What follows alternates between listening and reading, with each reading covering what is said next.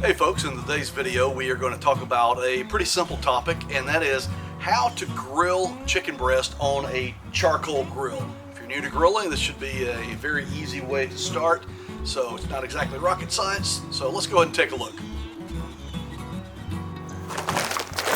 First thing you need to do is go ahead and fill up a chimney starter.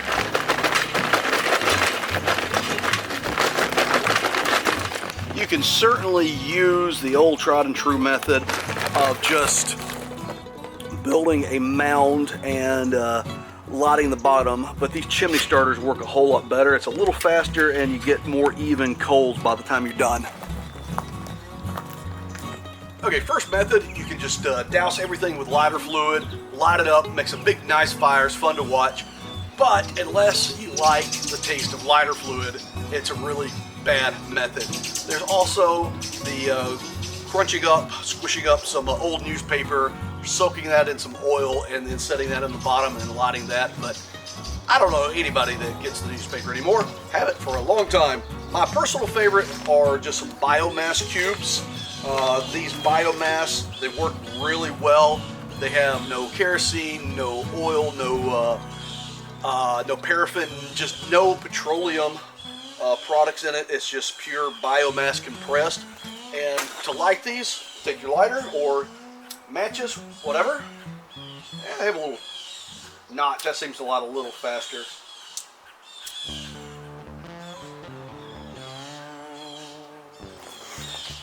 After you have it lit, just place it on the bottom of your grates, set your chimney starter over it, and it will be ready in about 30 minutes. Now, notice I have some coals left over from our last grill.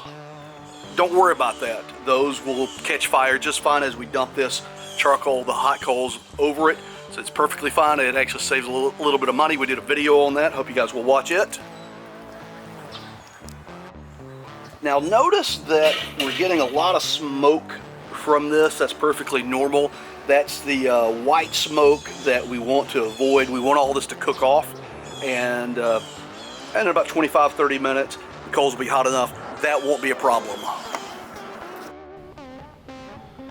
Now we're going to take a chicken breast and trim them up if need be. You know, it seems like most of the boneless chicken breast you buy at the grocery store has been trimmed, but not real well. So we're going to go ahead and get rid of all that extra fat. And right there where my thumb is typically a little bit of extra cartilage. It's where the breastbone meets, I think it's called a killbone, K-E-E-L, I believe. Anyway, just trim off any excess fat, any cartilage on there, and then take it sideways or put it flat and then just trim it sideways. This is turning a chicken breast into a chicken cutlet, and it's going to let us grill these a whole lot faster than we would be able to just grill the whole breast.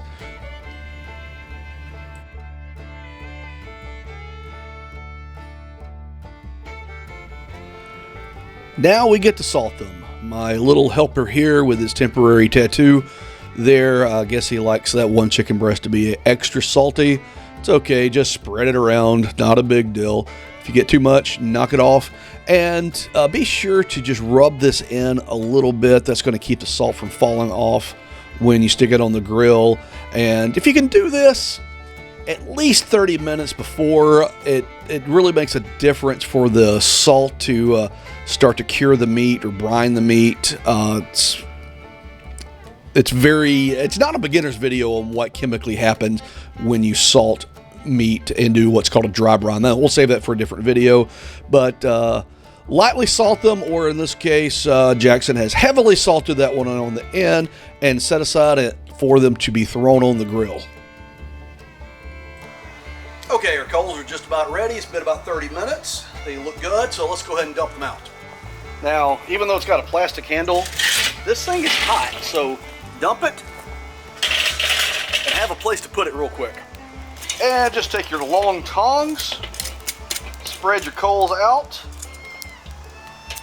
And if you've not watched our video on the 5 mistakes beginners make when using a charcoal grill, I recommend you do that.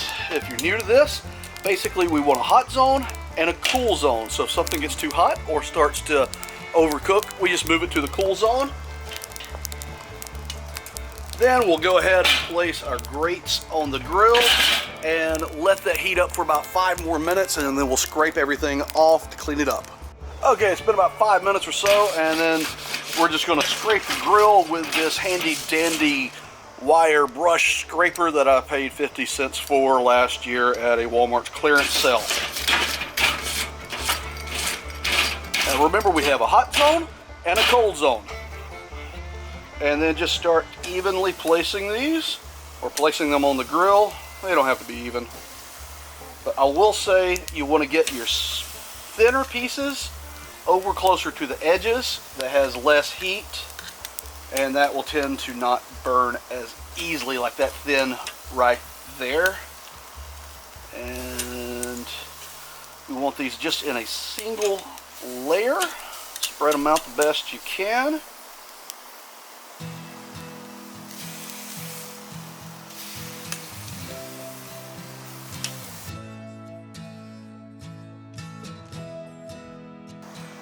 Okay, now everything's on the grill, single layer, cooking nicely. A good rule is if something is thicker than the palm of your hand, you want to grill it with the lid closed.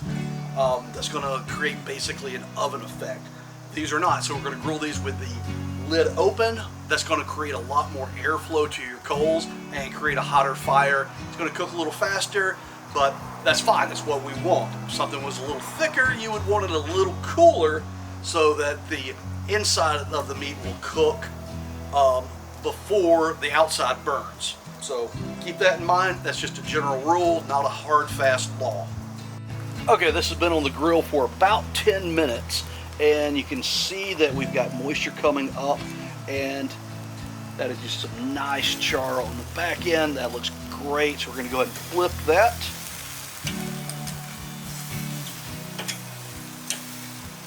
If you don't like this much char, you can certainly take it off sooner or flip it sooner. But for me, this looks really, really good. You know, that little thin edge, that's no good, but that's all right. And we'll just trim a little bit. And if you've got any that hasn't cooked quite as much and one that's cooked a little bit more, just go ahead and rotate those. This is obviously a cooler spot of the grill. And we'll leave these for a few more minutes until the temperature gets up to 165. Okay, our chicken's been on about another 5 minutes or so, and we need to take its temperature and make sure everything is ready to pull off the grill. With chicken, you want to make sure that you get up to 165 degrees. That's to kill the salmonella.